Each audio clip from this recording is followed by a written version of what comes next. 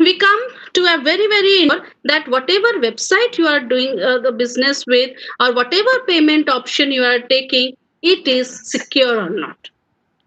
Fine. So for e-commerce security, this is a two-tier architecture of e-commerce where client is connecting to the web server via some internet services. Okay. Now, attacks can be on the client computer. What type of attacks? Cookies. I will come to cookies in the next section. I will explain you in detail what is it about. Everybody knows about various virus attacks, Trojan horse attacks. Trojan horse are special programs where you feel that you are playing a game or you are watching a movie, but at the back end, they are taking your data. And there are many types of fraud and fake applications, right? Many fake websites are there, many fraud apps are there that we download. And the sole motive of them is just to collect your data.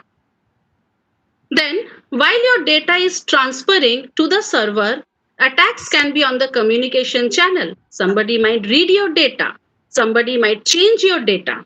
Fine. And attacks can be on the servers also. Of course, servers are most vulnerable to attacks because they contain huge database.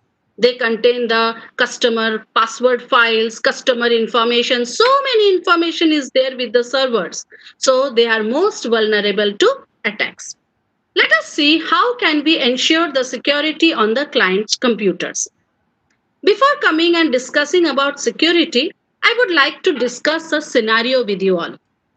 Say I want to buy a mobile phone and I am looking in my Amazon app for various brands, various models, various price. I am surfing for different mobiles for around 10-15 minutes.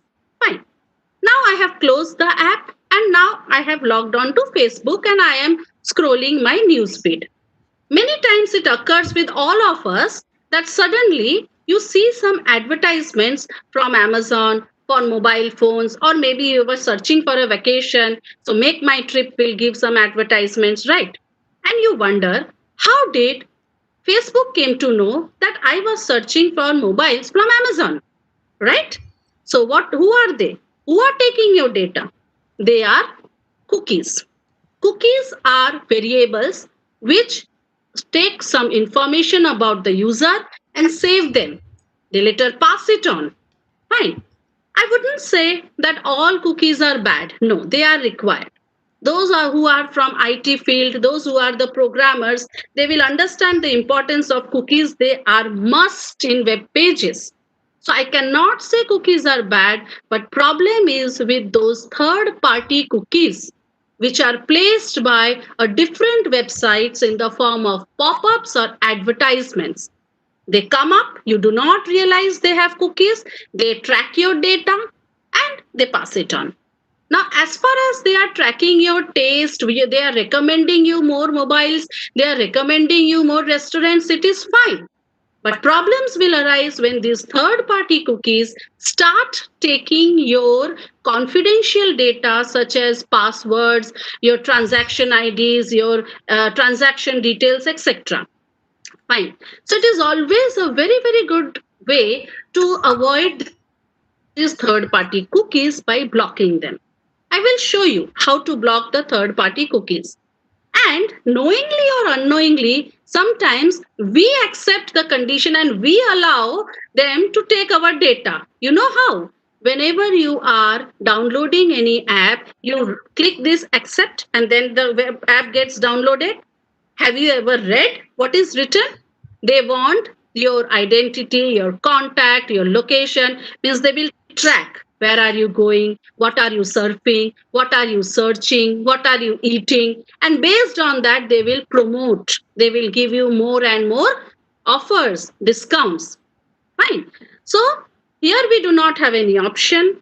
As long as they are taking our taste and they are tracking our location, it's fine. It is always a good practice to switch off your location when not in use. Fine. So you have to take care of certain things. So all the browsers give you an option of blocking the third party cookies, but here I am showing for Google Chrome. Okay, you have this option with all browsers. In Google Chrome, if you go to settings, okay, where you can see privacy option, there you have one option called content settings. If you go to content settings, you will see there are many options related to cookies. Here, the last option is block third party cookies. So you always click that option. Fine. And if you want to see that how many sites have already taken your data without your knowledge, okay, so you can go to all cookies and site data and see here so many. These are the IP addresses and the URLs of the websites which have taken your data knowingly or unknowingly. So remove them. Okay, periodically you should remove them, and it is the safest option that you block this type of cookies. This is safety for the clients. Fine. Now, what about websites? Right. Now, how we feel that which website is fake, which website is genuine, how to understand? Fine. No website will say that we are fraud, we will take your data. Everybody will say we are genuine, we don't disclose the data, etc., etc. But what is the proof? It is analogous to saying that if I say I won a debate competition, what is the proof that I won a debate competition? Maybe a certificate. Okay, so the certificate is a proof that will say that whatever I am saying is true. So you can always check out for digital certificates for the websites. What are they? They are attachments or programs which are embedded, and the sender and the receiver will see, they can get assurance of these digital certificates. They are issued by certification authorities. There are many certification authorities. They are organizations which issue you the digital certificate like THWAT, VeriSign, GlobalSign, Entrust, Equifax, etc. Now, what is these certificates contain? They have 6 elements. First is the owner's identifying information. That is, this certificate is issued to so and so, Google or SBI, like that. Owner's public key. For the time being, you understand that public key is a long number. I will discuss about public key in detail in encryption. Okay, so for the time being, you say that there is a long number given in your certificate. Then the dates between which the certificate is valid, very, very important. It is not something like that you get the certificate and it is lifelong. No, these certificates have an expiry date, because whenever any CA issues a certificate, they assess your website thoroughly to check whether there is any malicious code or not, and then only they issue you the certificate.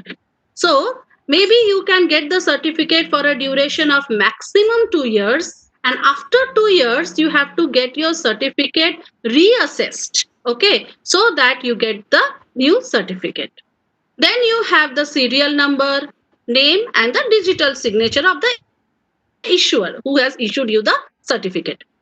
So let us see how the certificate looks like for Google. So where will you find the certificate? You click on the lock symbol over here. So when you click on the lock symbol, you can see the certificate here. Here it is written, it is issued to Google. It is issued by the name of the organization, that is GTS, and it is valid. See, this certificate is valid only for a period of 3 months only. And after July, they will have to get their certificate reissued. Fine. If you want to see some more details of the certificate, go to the details tab and you can get some more information about the certificate. Fine. For online SPI, you can see here, it is issued to online SPI by DigiCert Global, and recently they have got their certificate issued in the month of January, and it will be valid till 2022. Some more details about the certificate, SBI certificate. Fine. One more thing the banks are always making you aware of is the phishing attacks. Now, what are these phishing attacks? You know that you get a false email who tell you to give your data, tell you to give your transaction details, and you give them. But this is something which should not be done, right? Always the banks are saying, so beware of the attacks, never tell your passwords, never tell. Still, many times these type of phishing attacks occur.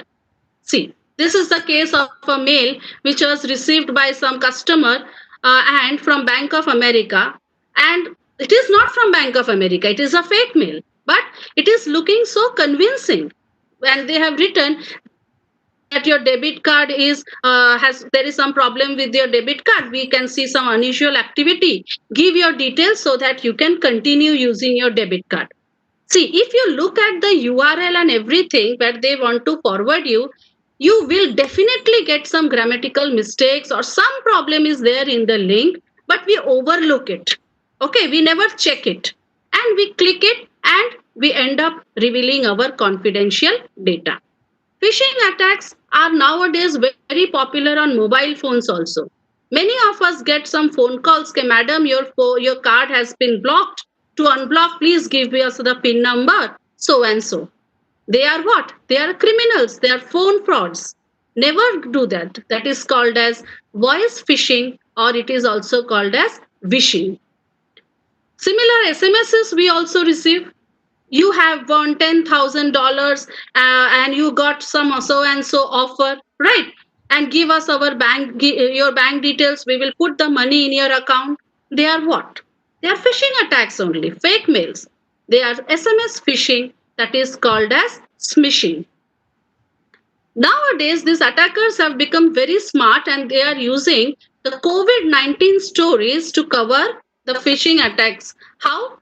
Some people are receiving mails that if you are under lockdown and you are distressed, you do not have money, give us your bank details and we will put some 2,500 Australian dollars. Is it true? No. You fill up the form, you reveal your details, and it is a fraud activity. So always beware of the phishing attacks. Never sign up to such mails. Never respond to such SMSs. Okay, you will be in a trouble. This is how, by taking care of such things, the client computers can stay protected.